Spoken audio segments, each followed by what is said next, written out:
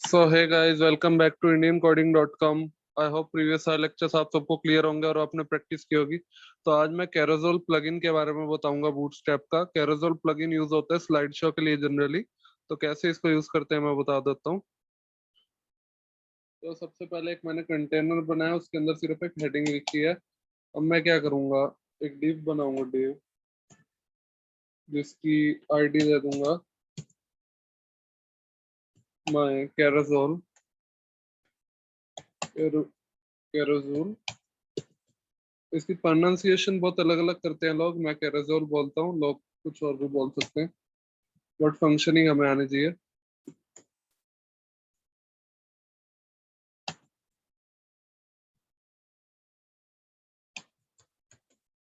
तो यहाँ लिखेंगे स्लाइड, क्योंकि हम स्लाइड वाला बना रहे हैं।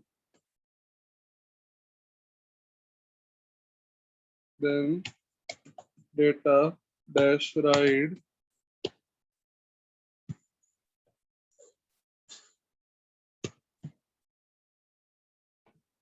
लिंक सारे आप मेरे वाले ही लिखना जो मैंने यहाँ लिखे हुए हैं लिंक्स, नहीं तो ये नहीं चलेगा। अब हम इसके अंदर इंडिकेटर्स बनाएंगे। OL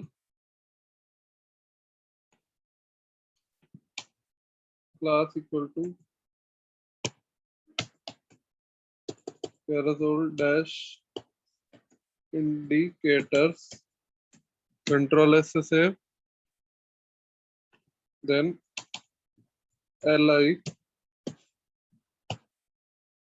LI के अंदर लिखेंगे data target, data dash target equal to hashtag my carousel. Then यहाँ लिखेंगे data dash slide dash to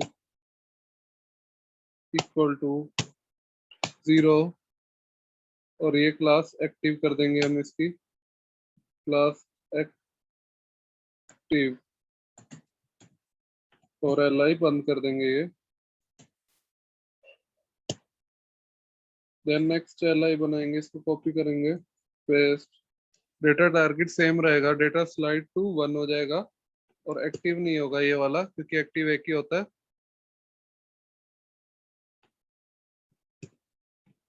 then ऐसे ही 2 वाला भी लिख लेंगे, और इसके नीचे LI क्लोज कर देंगे 2 वाले का। OL बंद हो गया। देन OL के बाहर आएंगे, अब हम बनाएंगे रैपर फॉर स्लाइड्स। तो डिव बनाएंगे, एक डिव, इसके अंदर लिखेंगे class carousel dash inner. Then एक और क्लास देंगे, div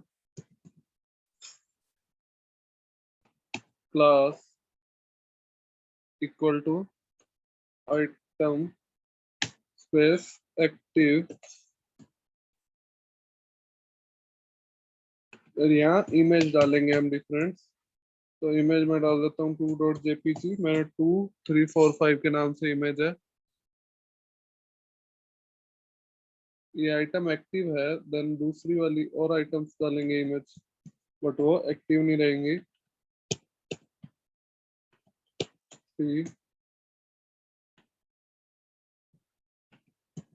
देन फोर,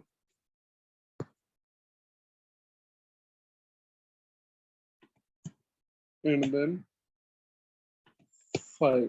मैंने 4 डाली हैं, आप 3 भी डाल सकते हैं। देन 4 डालने के बाद इन दो डिव के नीचे यहाँ पे लिखेंगे लेफ्ट और राइट कंट्रोल के लिए a tag href is equal to hash. Sorry, href hash नहीं आएगा, हैशटैग माय कैरोजोल आएगा। और जो क्लास है इसकी वो आएगी लेफ्ट कैरोजोल डैश कंट्रोल। लेफ्ट का L कैपिटल आएगा यहाँ पे। डेटा स्लाइड क्या होगा यहाँ पे, previous. Data dash slide, slide के बाद डेटा प्रीवियस। ये सब एक्सपीरियंस के साथ लर्न हो जाता है। बाकी आपको कोड देखना है, एक्सप्लेनेशन बार बार लर्न नहीं हो रहा तो आप बूटस्ट्रैप की साइट से देख सकते हैं, मैंने पहले भी आपको बताया है। इसके अंदर लिखेंगे स्पैन, स्पैन किसके लिए, सिंबल लिखने के लिए। स्पैन, स्पैन की क्लास है glyphicon, glyphicon space glyph GL GLYPHICON dash chevron dash left.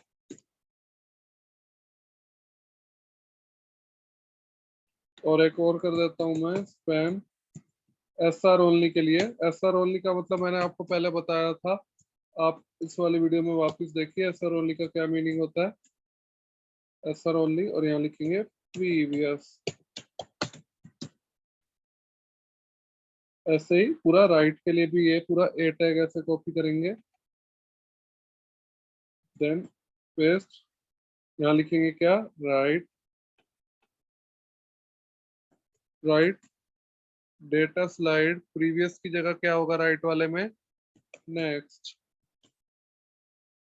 Then ग्लिफी icon में इसकी जगह राइट, एसआर ओनली की जगह प्रीवियस में नेक्स्ट।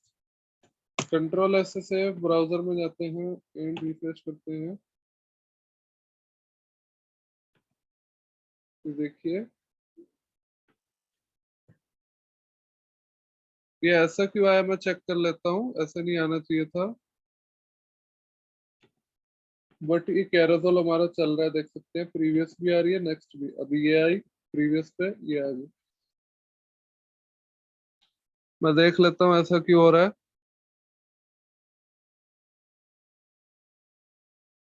शायद मैंने एक डिव की गलती कर दी, मैं ठीक।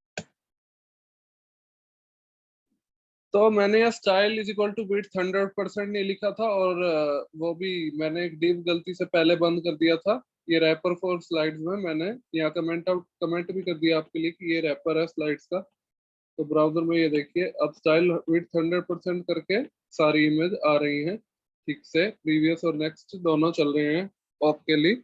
और ये इमेज थोड़ी मेरी क्वालिटी बेकार है, बट आपको समझ तो आ ही रहा है फंक्शन क्या है। हमारे को फंक्शन जरूरी समझनी ज्यादा जरूरी है। तो एक एग्जांपल में आपको जो मैंने बताया ये समझा देता हूँ फिर से। सबसे पहले मैंने क्या किया, जो आईडी बनाई माय कैराजोल से, माय कैराजोल से आईडी बनाई। ये आईडी हमें चाहिए, ये रिक्वायर्ड होती है फंक्शन प्रॉपरली करने के लिए कैराजोल का। देन एक क्लास बनाई कैराजोल जो स्पेसिफाई करती है कि इस div के अंदर कैराजोल है। यहाँ आईडी बनाई और ये कैराजोल क्लास बनाई। एंड देन हमने बनाया slide dot slide class add करी CSS ट्रांजिशन के लिए। डॉट स्लाइड क्लास कहाँ ऐड करी आपको दिखा देता हूँ मैं, ये देखिए ये। तो यहाँ डेटा स्लाइड टू 0 1 2 ऐड करा लिस्ट के लिए, क्योंकि 3 आइटम की मेरी लिस्ट थी और इमेज मैंने गलती से 4 डाल दी, सॉरी। यहाँ 3 के लिए भी डालना पड़ेगा एक, इसलिए 3 इमेज आ रही थी मेरी, क्योंकि मैंने ऊपर गलती से 3 ही डाले लिस्ट। और ये कंट्रोल एस से एंड देन ब्राउजर में जाएंगे एंड रिफ्रेश। अब देखिए 5 इमेजेस आ गई हैं, 0 1 2 एंड 4। इमेजेस की क्वालिटी बेकार है थोड़ी, बट हमें समझ आ रहा है।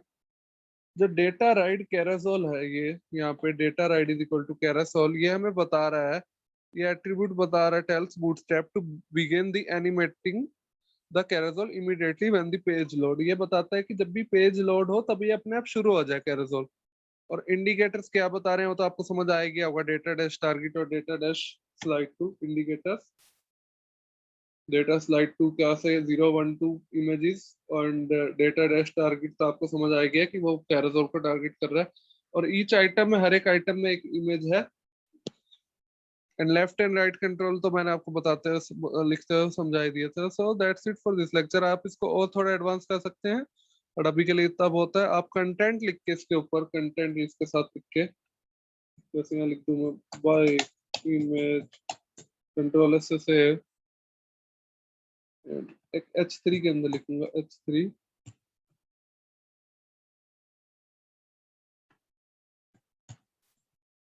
एक यहाँ div भी ऐड कर दूंगा div।